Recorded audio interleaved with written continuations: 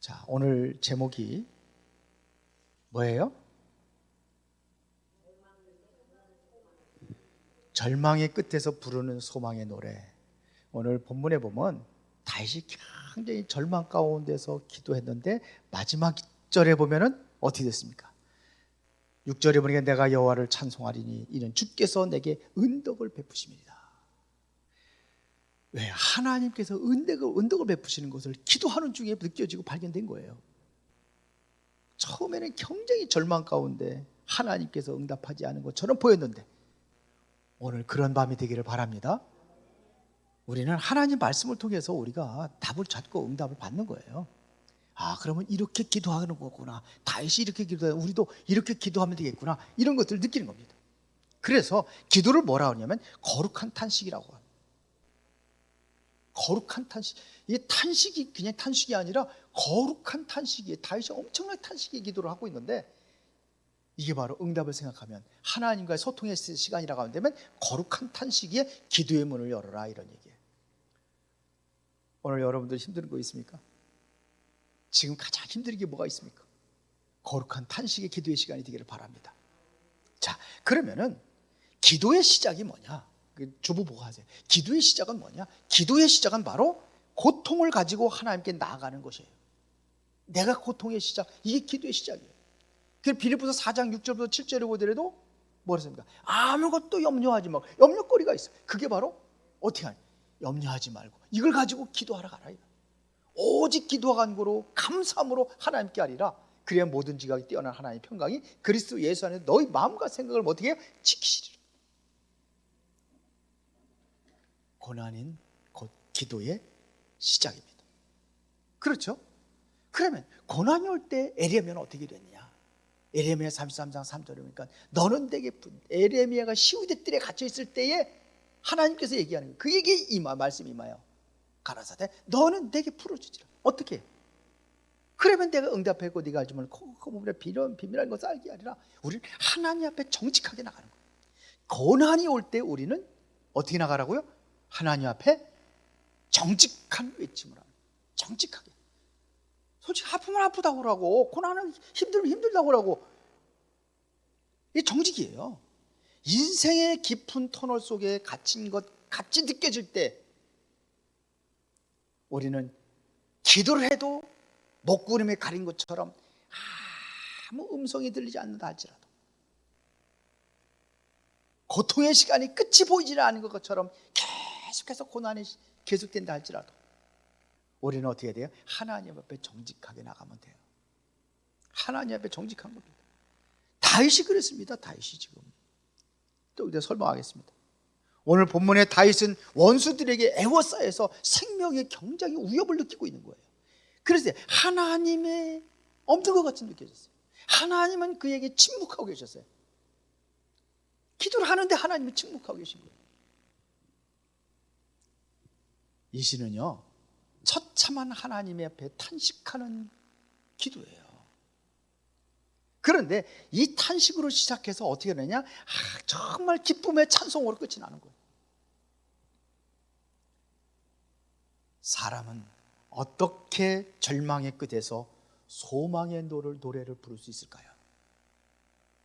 여러분들은 완전히 절망의 위기 속에 있는데 어떻게 소망의 노래를 부를 수 있어요? 어떻게 하나님 앞에 그것을 찬송으로 바꿀 수 있어요? 그런데 다윗은 그렇게 했어요. 이해가 되시죠?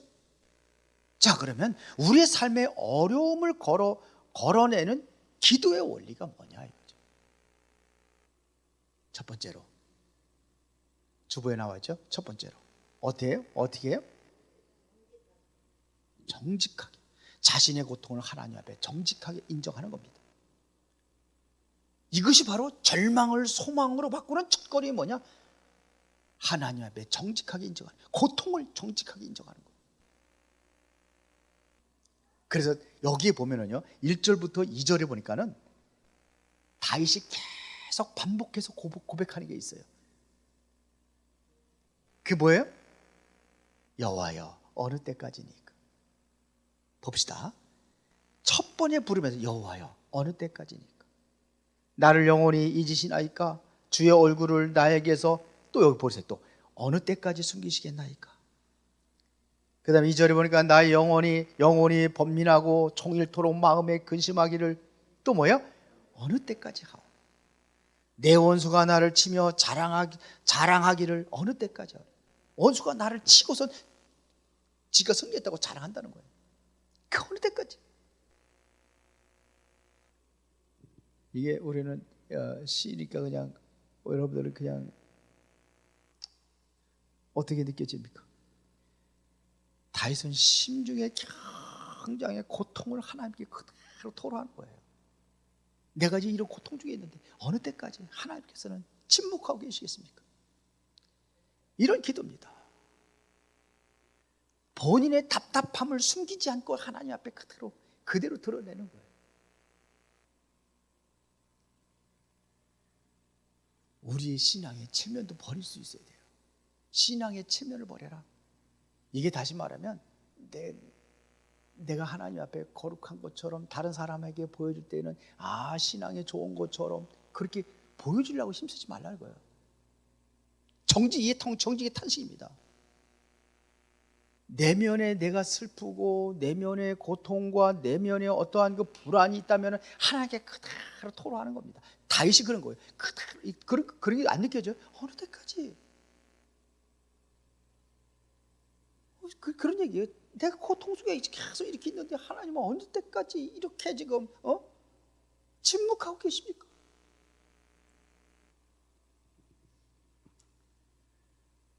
시편 62편 8절에 보면 백성들아 시시로 그를 의지하고 그의 앞에 마음을 토로하라. 하나님은 우리의 피난처시로다. 우리의 마음을 그대로 뭐야래? 솔직하게 토로하라. 고백하라 이거예요. 그대로 나의 중심에 있는 내면을 그대로 하나님께 토로하는 거지. 이게 기도의 시작이에요. 이게 기도의 원래 첫 번째입니다. 정직한 탄식.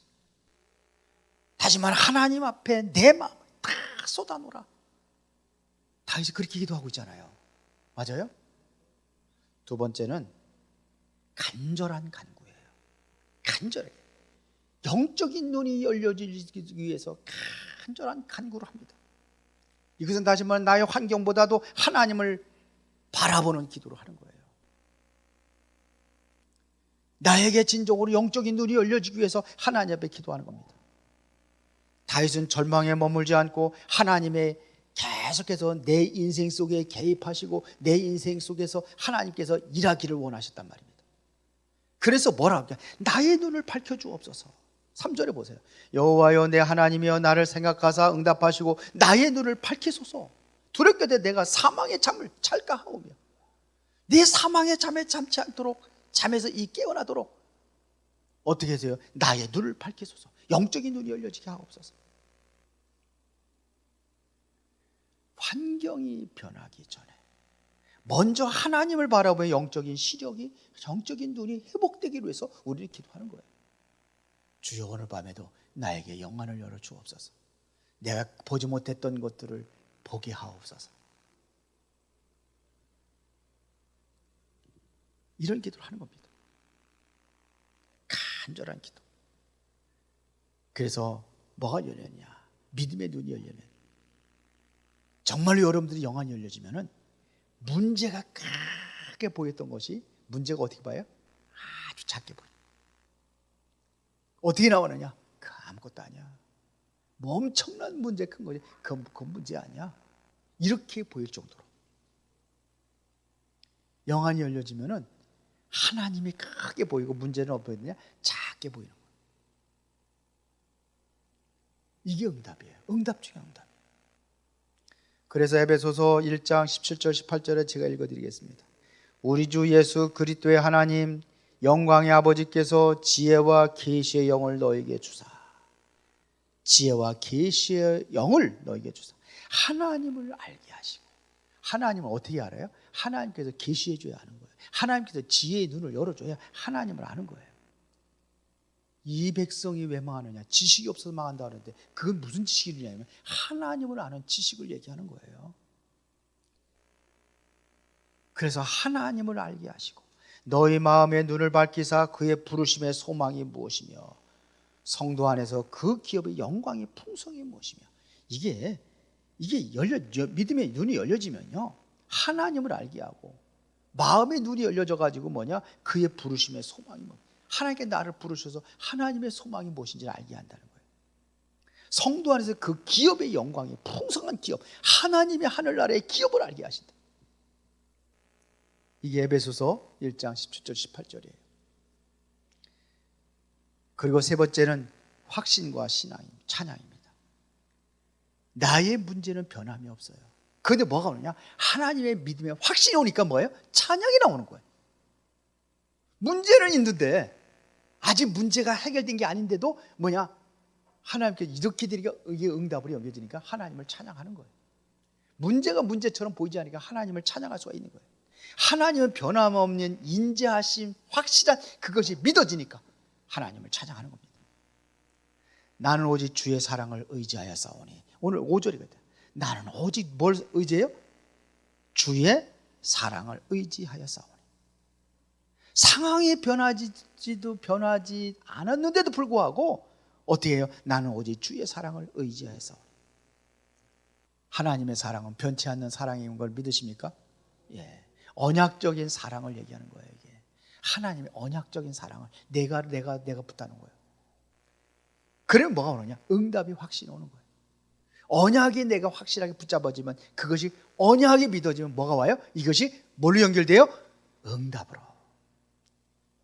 그러니까 응답이 확신이 오니까요, 우리가 보면요, 소망은 내 형편이 나아지는 것에서 오는 것이 아니에요. 소망은 나는 결코 포기하지 않으시는 하나님의 성품에서 오는 거예요. 하나님을 결코 포기하지 않는다는 하나님의 성품에서 오는 거예요. 응답이 올 때 탄식은 노래로 변화되게 되는 줄 믿습니다. 다윗이 그랬습니다.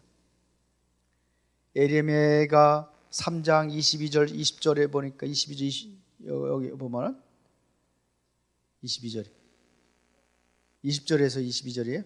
예. 한번 찾아보겠습니다. 예레미야가 요 절을 내가 잘못 쓴 것 같아요.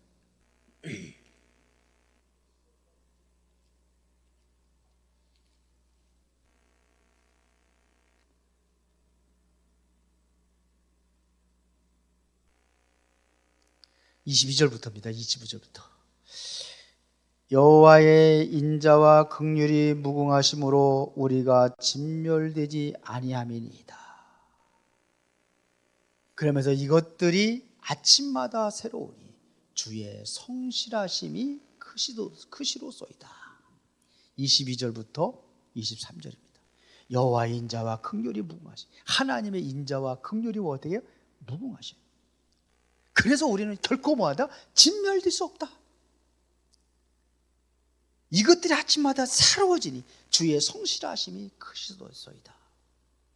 하나님의 성실하심이 크게 느껴지는 겁니다. 결론입니다. 하나님은 항상 후대하시고 찬송으로 열매를 맺기를 원하셔요. 그래서 성도의 기도는 결코 허공을 치는 메아리가 아닙니다. 허공을 치는 메아리는 그 말이 다시 돌아오잖아요. 지금 당장 눈앞에 현실은 캄캄하다 할지라도 우리가 정직하게 탄식하며 영적인 눈을 밝힌다면은 메아리가 아니에요. 허공을 치는 게 아니에요. 이것이 곧 뭐냐면 찬송의 열매로 맺혀지는 은혜의 시작이 되게 된 줄 믿습니다. 그래서 반드시 우리의 영혼에 소망의 빛을 비춰주십니다. 내가 달라고 기도할 때 하나님은 우리 영혼에 소망의 빛을 비춰주시는 겁니다. 다윗은 죽음의 그늘에서 탄식하며 기도할 때 하나님께서 그에게 소망의 빛을 비춰줘서 탄식이 뭐가 변했어요? 찬양이 된 거예요. 우리는 절망의 자리에서 소망의 노래를 부르는 승리자가 되어야 될 줄 믿습니다. 오늘 여러분들이 오늘 비밤에 기도할 때에 절망의 늪에서 여러분들이 진정으로 소망의 노래를 부르는 승리자로 그런 응답을 드리는 의뢰의 밤이 되기를 예수의 이름으로 축원합니다. 우리 한번 찬송 한번 하면서 우리 말씀 붙잡고 기도하도록 하겠습니다. 오늘 찬송가 430장입니다.